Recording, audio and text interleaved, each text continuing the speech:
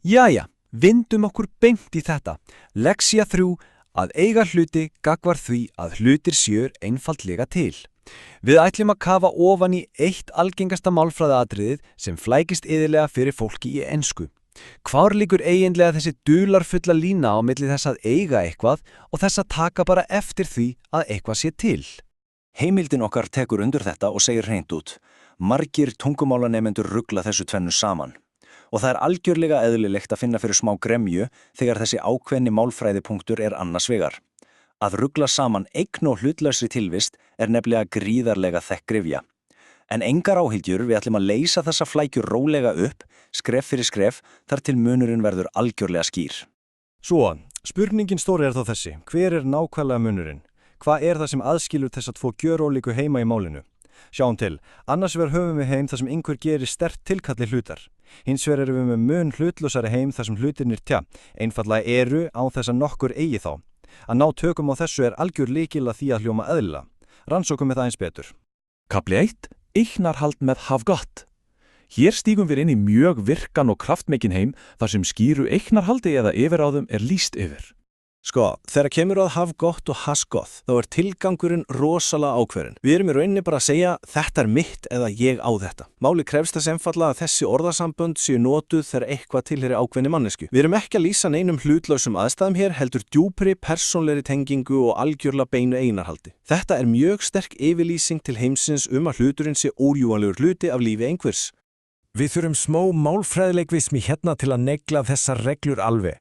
Fyrir hópin I, you, we, they, sem er fyrsta og önnur persóna, auk allra fleirtölunar, notum við undantekningarlaust hav gott. En leiðu við komin yfir í þriðju persónu eintölu, he, she, it, breytist sagnorðið samstundis yfir í has gott.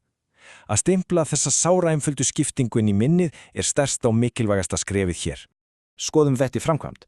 I have got a car. Af því að við byrjum á fornafninu I, smetla passar have got algjörlega sjálfkrafa.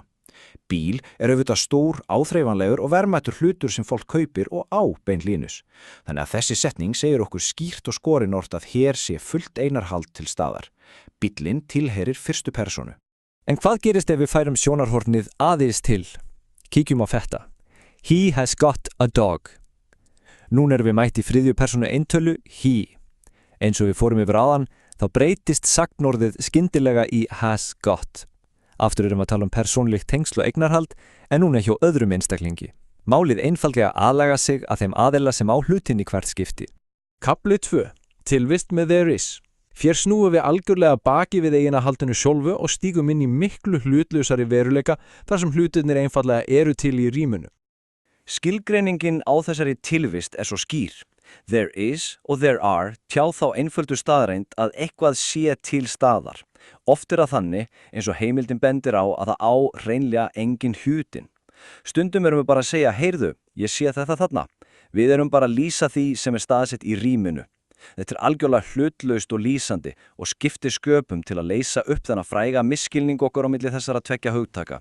Að velja á milli there is og there are snýst bókstaflega bara sára einfalda stærðfræði og sem betur fer þurfum við enga háskólagráðu til að skilja hana. Ef maður tekur eftir nákvæmlega einum stökum hlut er reglan undantekningarlaust sú að nota there is.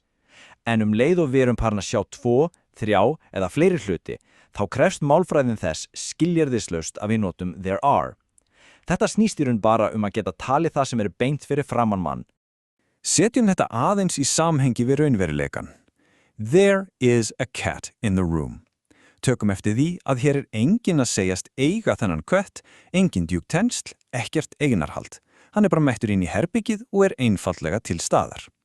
Vegna þess að við erum að tala nákvæmlega einn kött þá kallar það á there is. Alveg sára einfalt, sjónrænt og gjörsamlega laust við allar flækjur. En sjáum nú til, hvað gerist þegar aðstæður breyta skyndilega inn í sama herbyggi? Kettirnir eru allt í einu orðnir 3. There are 3 cats in the room. Þar sem við erum komin með 2 eða fleiri hluti, stigmagnast fjöldin og uppbyggingin breytist samstundis yfir í there are. Hinn hlutlausa athugun er nákvæmlega sú sama.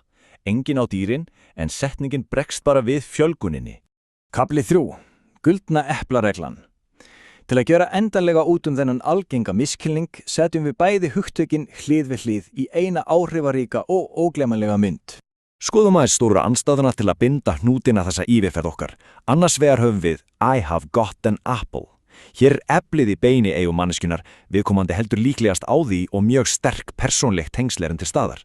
Hins vegar stendur alveg skýrum stöfum There is an apple on the table.